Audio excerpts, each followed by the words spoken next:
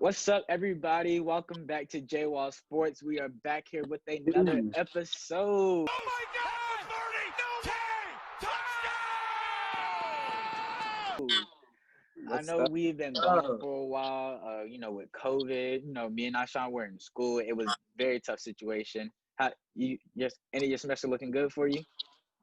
Hey, man. One more semester, that's all I'm gonna say, One man. more semester. Hey, that's my mentality right now. That is exactly my mentality right now. One more semester, dog. All right, but let's jump to the NFL. 12 weeks in. Um, COVID tests have been eh. Man, Yeah, it ain't really man. been. Yeah, it ain't really been good. It ain't really been too bad. The worst situations we have had is the Ravens and the Broncos, and I feel like things could be a lot worse. A They lot of really people, should. yeah, a lot of people are showing some self-restraint and responsibility, and coming up with multiple, negative tests throughout their season. I agree. Yeah, but even though this is a COVID season, we still gotta give out the awards. Even though no OTAs, no preseason workouts, none of the normal stuff. We still gotta have an MVP, Well, well, well. and unfortunately, it can only be one player. Well, well, well. Yeah. So who you Who you got for your got? MVP? Well, I got, discount double check. Discount Discount double double check. check. Aaron Aaron Rodgers. Rodgers. Aaron Rodgers. Yes, sir. Aaron Rodgers. Ask about it. Aaron Rodgers is a great point, but I feel the lack of his defense being able to show up in games is gonna take away from that effect because as of right now, he could be in a two spot, but look at what happened to Russell Westbrook. Not Russell Westbrook, Russell Wilson. Chill. Look what happened to Russell Wilson. And he was balling the first part of the season, but you can only carry your defense but so much. But the difference is Aaron Rodgers has a run game. Russell Wilson didn't have a running back too, so they mainly had to Yeah. focus on the pass, which made the team less dynamic. So I feel like Aaron Rodgers, they have a good run game. He's going to pass his yard. He's going to throw those touchdowns. All right.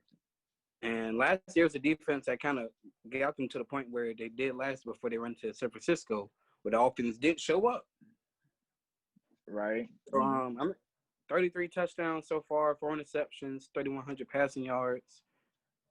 I mean, he's considered one of the greats, but I mean, we don't really throw him up in the MVP conversation too many times. I mean, he has won Whoa, twice in whoa, whoa, 2011 and whoa, 2014. whoa, whoa. Let me My man is finish. in the MVP conversation every year. I'm not. You're making very valid points, but I just want you to know he's in the MVP. He's been in an MVP conversation almost every year. Yeah, He'll but come in where like does he third or finish? fourth, but he in there. It's third and fourth. Yeah, These I numbers mean, are crazy. All right, in 2014, his MVP season, he had 4,384 yards passing, 38 touchdowns, and 5 interceptions for the season. So far this season, he has 33 passing touchdowns and 4 interceptions. We still got, 6 more weeks to go. you're right. And what's the rest of their schedule looking like? They have the So, easiest, so who's the yeah, remaining schedule? Philly, Philly, Detroit, Detroit, Carolina, Carolina, Tennessee. I can see them running problems in Tennessee Tennessee. with Okay, 16. And then Chicago. Chicago. Okay, they I see them winning 4 out of 5 of those games. I don't know about Tennessee because Derrick Henry and that run game That's is a whole nother monster in itself right that there. that is a horse right there. That's a stat. That's a horse, bro. He Built Ford tough. okay though. Ford Mustang, bro. All right, but yeah, but 2014 between 2020, the I was gonna say the standard has changed because last year Lamar Jackson won it, and that he's a weird case because he was running the football. He ran for 1,000 and he threw for over like 3-4,000. Mm-hmm. Yeah, he threw for like 4,000, and he had about like between like the 40 to 50 touchdown range, which usually your MVPs get. But like when you look at Patrick Mahomes the year before that, he won it throwing 50 and 5,000. And I feel like that he has set the new bar. So whichever quarterback has the best record and gets closest to those numbers, I think is going to be the MVP, which is why I chose Patrick Mahomes. Okay. After that throwing tear that he went on against the Bucks, he bumped up. He's got 497 more yards than any other quarterback. Yeah, it's not all here today. I don't know what's wrong. Yeah, he's on pace for 5,000 yards. He's throwing 300 yard Take your time, son. Take your time. passing yards a game. Shut up. He's on pace for 45 touchdowns. He's third in the league right now. He has the least interceptions. He's top 10 in completion percentage. His team has the second best record, and they almost have just as easy as a schedule as Aaron Rodgers because they got Denver with. We're not even gonna argue that. I could be the quarterback next week for real. No, they don't need you out there. Elway hit my phone. Elway, don't text him. Don't even text him. Don't even type in his area code. Then after that, they got Miami, which Miami, I feel that would be the only game in these last 5 games. Yeah, that'd be interesting, and I would love for Tua to come back that game because just so we could, even though it's his rookie year, I want to see how Tua would stack up against one of the best in a game right now. And Miami has a pretty solid defense this year. Mm-hmm. Yeah, and then and also New Orleans. New Orleans would be a good one because New Orleans they're number one in total yards on defense, and then they got Atlanta and the Chargers after that, and I think they're just gonna run through them. Right. Chargers might be a shootout. Might be. Yeah, Chargers might be a shootout. The Chargers have always had close games, but they can't finish. Yeah, they can't finish, and it's not Justin Herbert's fault. He's still learning. He's still adjusting to the NFL. Yeah, that's not even his problem. That was the problem the last 2 or 3 years. We're not closing games. Yeah, but it takes time to grow as the quarterback to close games. Aaron Rodgers didn't come out the gate closing games. Neither did Tom Brady. I can't say that for Patrick Mahomes because he been killing since he got in the league. What year was that? The year before the Super Bowl, last year. Yeah. The Patriots beat them, and it was the Patriots and the Rams. Yeah. Yeah. I mean, that was the only scenario I could think of. He closed that game very well because remember they had the drive to go down, and then you just happen to give Tom Brady the ball with enough time for him to go score. You can't help that. It's Tom Brady.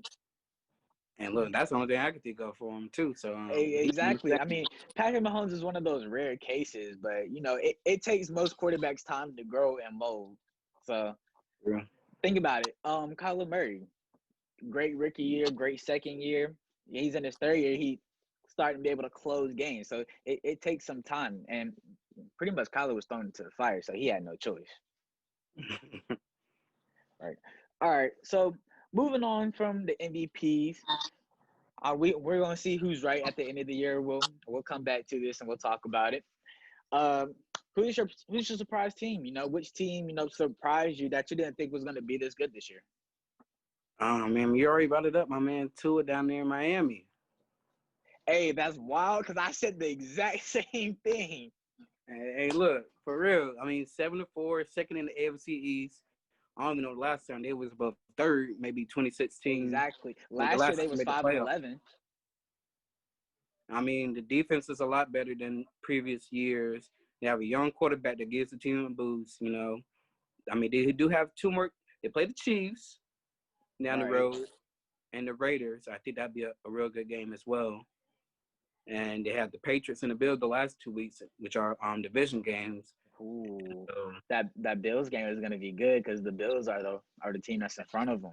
And that's week 17 matchup too. So so it's I believe they have to beat the Patriots in order to have a chance because the Patriots beat them week 1. So Patriots been kind of throwing him lately. For me, it depends on which quarterback plays.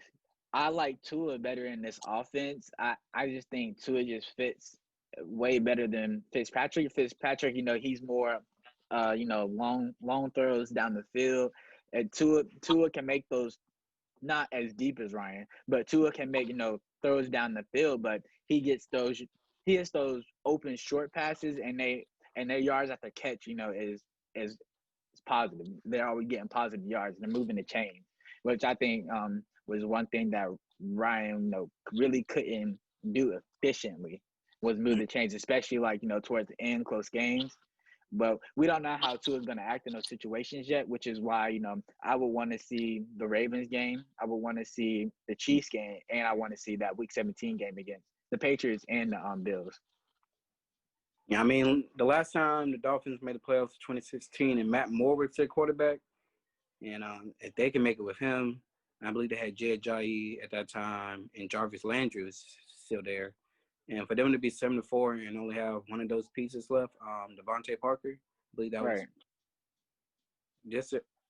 I'm excited to see what they're gonna be looking like, man. These last couple of Really weeks, though. from How do you coaching, play calling, the young Right. coach.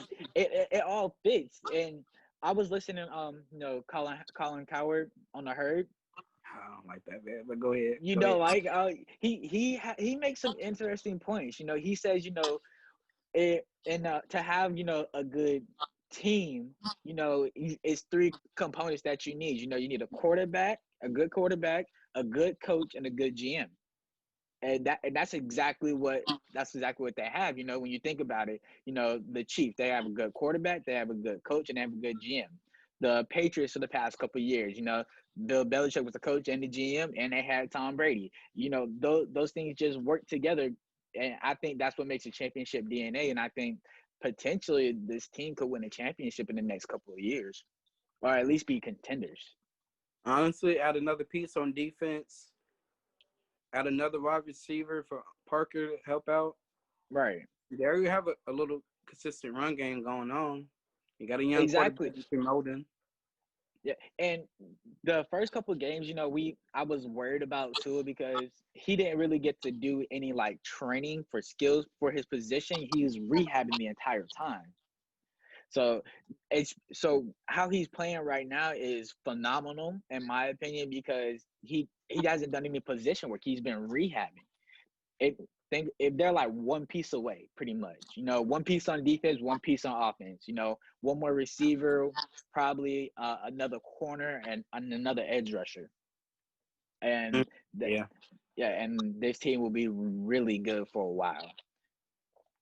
And I'm actually glad for him because they ain't been good since Dan Marino. Yeah. Yeah. And yeah, exactly. Ain't no debate on that. All right. So one more question. So the game against Denver, Miami versus Denver, Tua was having a bad game. Young quarterbacks, they have a bad game. How do you feel about him being benched?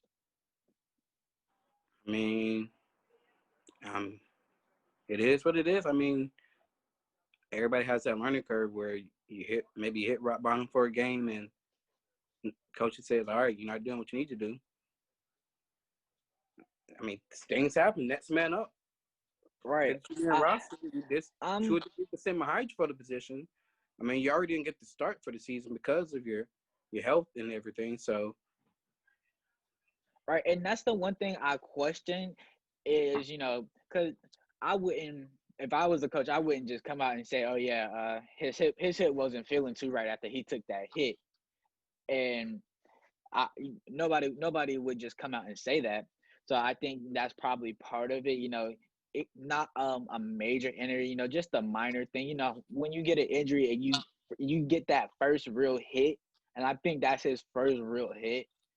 Being in the pocket, it so it into the shocked league. you a little. Yeah, it shocked you a little. Hey, Joe It's so Burrow took a lot of hits for him. He went down. exactly. And look what happened to Joe Burrow, torn ACL, out for the rest of the season. But the hits that he was taking, he didn't get injured by those. He bounced back. Right. And His injury was kind of a freak injury, though, the way it happened. you talking about Burrow? Yeah, Burrow. Yeah. Yeah, it was.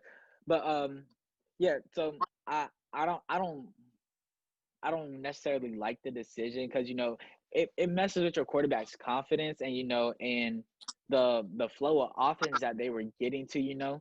I think as a quarterback, he's got to play through those. If that's going to be your future quarterback for your franchise, because we know Ryan Fitzpatrick is not the future of the team. He's an older quarterback. He's up in his last couple years. So I personally, I would have let them in there. Let you got to figure it out. We can go back and watch film, and we can learn from there. And then the following week, you got the Jets. So you all you got to do is just build off that. And obviously, he didn't play with the thumb injury that he received at practice. But I think that would have been a very good learning point for him. That's all we got for you guys today. Tune back in for the next episode. We will be talking about the NBA. A lot of things have been happening with them. A lot of free agent signings, the draft. It's gone by really quick though. But guys, tune in for that, and we out. Peace.